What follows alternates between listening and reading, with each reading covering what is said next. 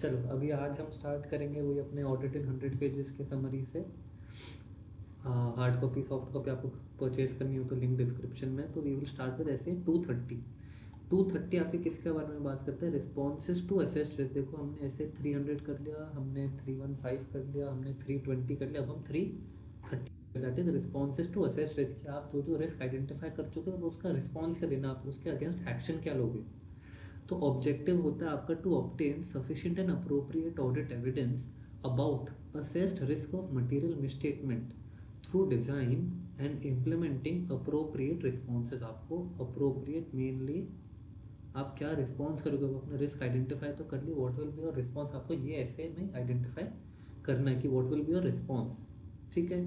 Second है आपका test of controls. Now test of controls are procedures design to evaluate the operating effectiveness of controls in preventing, detecting and correcting material misstatement at assertion level। Test of controls में होता है, देखो हर organisation के पास internal controls रहते हैं। अब auditor क्या करेगा, ये ऑडिटर ये इंटरनल कंट्रोल्स को टेस्ट करेगा कि ऑर्गेनाइजेशन ने जो इंटरनल कंट्रोल्स रखे, जो इंटरनल कंट्रोल्स इंप्लीमेंट किए, are they effective in preventing, detecting and correction of material misstatement. वो तीन चीज़ें ही कर पा रही है कि नहीं, वरना इंटरनल कंट्रोल का तो पॉइंट ही नहीं ना। मैंने इंटरनल कंट्रोल किस लिए रखा है, जैसे कि मैं चेक कर सकूँ about the effectiveness in preventing, detecting and correcting misstatements. ठीक है। तो you will have to obtain audit evidence with respect to application of controls and consistency of application. वो जो आपका जो कंट्रोल है वो सही से अप्लाइड है कि नहीं, सही से हमने डाला है कि नहीं, and consistency of the application. फिर क्या, you have to evaluate audit evidence. आपके कोई भी अगर मटेरियल वीकनेस आइडेंटिफाइड है, अगर आपने कोई भी मटेरियल वीकनेस आप आइडेंटिफाई करो, देखो मटेरियल ये हमने ऐसे 320 में पढ़ा है, तो आपको कम्युनिकेट करना पड़ेगा टू, एक तो है आपका मैनेजमेंट और एक है आपका TCWG on a timely basis. ठीक है। तो ये लोग क्या बोलते हैं, टेस्ट ऑफ कंट्रोल। सबसे पहले क्या बोलते हैं कि ऑडिटर टेस्ट करेगा कंट्रोल्स के बारे में। अब वो कैसे करेगा, वो ऑडिट एविडेंस ऑब्टेन करेगा about application of controls and consistency of the application. की भाई हमने मतलब कंट्रोल सपोज है हमारा, अब हमने उसको साल भर कंसिस्टेंटली अप्लाई किया कि नहीं, हमारे सारे ट्रांजैक्शन में कंसिस्टेंटली वो अप्लाई किया कि नहीं, तो ये सब आपकी कंसिस्टेंसी ऑफ एप्लीकेशन हो जाएगा। You will evaluate the audit evidence, फिर मटेरियल वीकनेस को आइडेंटिफाई करोगे और कम्युनिकेट करोगे मैनेजमेंट और TCWG दोनों को। देखो एंड ओके। अब स्पेशल कंसिडरेशंस किसके बारे में करना है, using audit evidence obtained in interim period. देखो इंटरिम पीरियड आपने अगर पहले कोई ऑडिट की थी for some shorter period of time, वो लोग बोल रहे कि भाई आप वो ऑडिट एविडेंस यूज कर सकते हो या नहीं कर सकते हो। तो obtain audit evidence for significant changes subsequent to interim period. आपने जो पहले ऑडिट किया था, जो छोटे पीरियड के लिए किया था, आपको उसके बाद जो सब भी चेंजेस हुए उसके ऑडिट एविडेंस लेना पड़ेगा। तो obtain audit evidence for significant changes subsequent to interim period के बाद। सेकेंड पॉइंट क्या बोलता है, determine additional evidence to obtain for remaining period. की भाई अब मुझे बाकी के पीरियड के लिए सबसे, ये तो है भाई बस चेंज के बारे में, इसमें आप बस चेंजेस के बारे में पता कर रहे हो। अब बोल रहे हो कि भाई मुझे एडिशनल ऑडिट एविडेंस क्या चाहिए रहेगा for my remaining audit period. Suppose आपका ऑडिट पीरियड ओरिजिनली था, आपने जो ऑडिट किया था वो आपने ऑडिट किया था अप्रैल टू जून, सपोज आप ऑलरेडी ऑडिट कर चुके हो।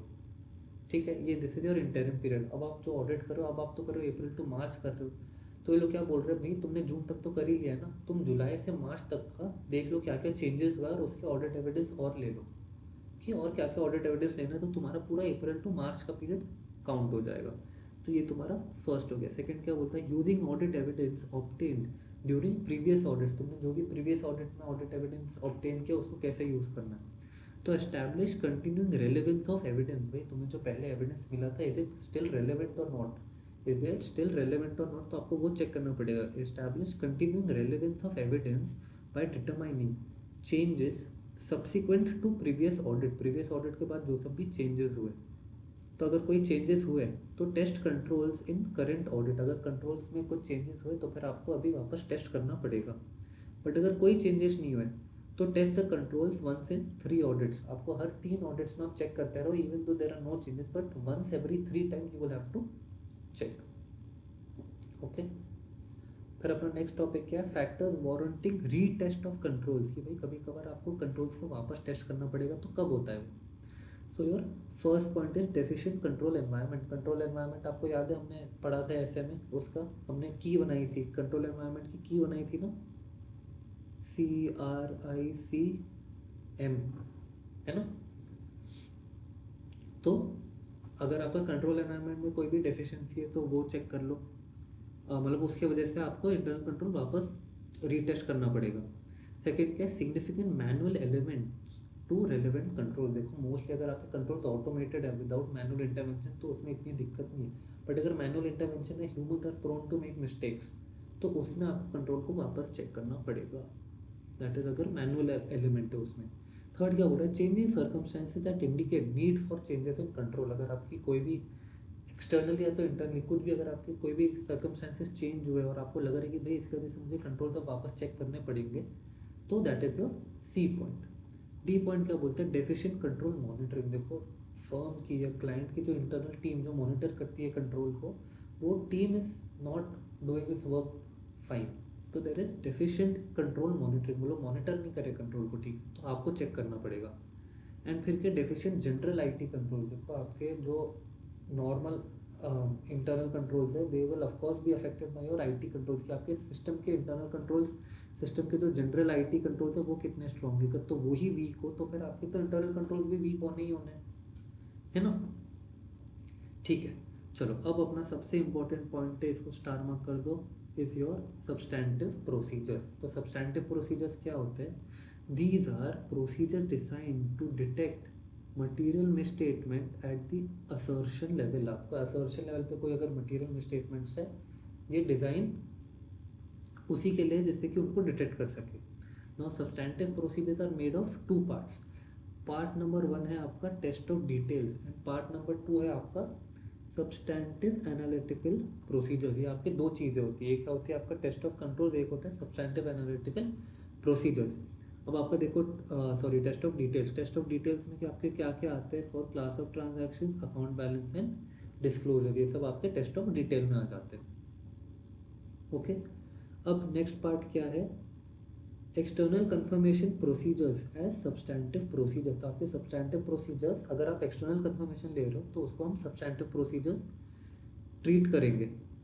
तो auditor to consider whether external confirmation procedures to be performed as substantive analytical procedures. आप ऑडिटर को डिटरमाइन करने पड़ेगा कि मैं जो भी एक्सटर्नल कंफर्मेशन ले रहा हूँ, can I treat this as substantive audit procedures. ठीक है, सब्सटैंटिव एनालिटिकल प्रोसीजर्स। तो ये आपका फर्स्ट पॉइंट हो गया। सेकंड पॉइंट का बोलता है फैक्टर्स असिस्टिंग ऑडिटर। ऑडिटर को कैसे हेल्प मिलेगी, कैसे पता चलेगा, that is confirming party has knowledge of subject matter. जो आपकी जो एक्सटर्नल पार्टी है उसको पता है कि आप क्यों ले रहे हो। फिर नेक्स्ट क्या है, ability and willingness of intended confirming party to respond. आप जिससे एक्सटर्नल कंफर्मेशन ले रहे हो, हाउ लाइकली कि वो सामने वाला आपको रिस्पॉन्ड करेगा, that is ability and willingness to respond. And तीसरा पार्ट है ऑब्जेक्टिविटी ऑफ इंटेंडिंग पार्टी। मतलब आप जिससे ले रहे हो, आप जो एक्सटर्नल कंफर्मेशन जो पार्टी से ले रहे हो उसकी ऑब्जेक्टिविटी, इसी क्या वो दिल से साफ है, that is your objectivity. Okay, तो अगर ये सब चीज़ें आपके अच्छी है, मतलब ये सब आपके प्रो टुवर्ड्स दी ऑडिटर है, तो फिर आप इनको ट्रीट कर सकते हो कि भाई मैंने सब्सटैंटिव एनालिटिकल प्रोसीजर किया, मैंने बाहर के लोगों से भी बात करके रख ली है। ठीक है, नेक्स्ट पार्ट क्या आपका, closing process, that is reconcile financial statements with underlying accounting records. आपके जो भी फाइनेंशियल स्टेटमेंट्स है, देखो बनते तो अकाउंटिंग रिकॉर्ड से ही है ना अल्टीमेटली, तो आप नीचे के ट्रांजैक्शंस को चेक करो कि भाई आपके जो फाइनेंशियल स्टेटमेंट्स और आगे जो अकाउंटिंग रिकॉर्ड है वो दोनों रिकंसाइल हो रहे कि नहीं, वो दोनों मैच हो रहे हैं कि नहीं। बी पॉइंट क्या, examine material journal entries. Material देखो and other adjustments made during the course of preparing financial statements. आपकी जो सब भी इंपॉर्टेंट जर्नल एंट्रीज है, जो सब भी आपके मटेरियलिटी लेवल के ऊपर है, वो सब आपको चेक करनी चाहिए। फिर क्या बोलते हैं, सिग्निफिकेंट रिस्क क्या है, procedures specifically responsive to that risk need to be applied. देखो आपने जो सब भी सिग्निफिकेंट रिस्क आइडेंटिफाई किए कि ये आपके मेन रिस्क है, तो आपको उसके लिए अलग से प्रोसीजर डिजाइन करने पड़ेंगे, that is procedure specifically responsive to that risk. आपकी जो भी रिस्क है, आप वो रिस्क को टारगेट करने के लिए आप जो सब भी प्रोसीजर्स आपको अलग से परफॉर्म करने पड़ेंगे। ठीक है, एंड फिर फोर्थ क्या है आपका, timing, that is when substantive procedures are applied for an interim period the auditor shall cover the remaining period by appropriate procedure. ये वही सेम पॉइंट है ऊपर, बीच में आपने इंटरिम पीरियड के लिए कुछ पार्ट के लिए आप कर चुके, सपोज आप 6 महीने के लिए ऑलरेडी कर चुके, अब 6 महीने बाकी है। तो बोले कि भाई बाकी के 6 महीने के लिए आप सब्सटैंटिव अप्रोप्रिएट प्रोसीजर्स कर लो, जिससे कि आपका पूरा ऑडिट पीरियड जो कवर हो जाए। ठीक है, एंड इससे अपना ये ऐसे भी ख़त्म हो जाता है।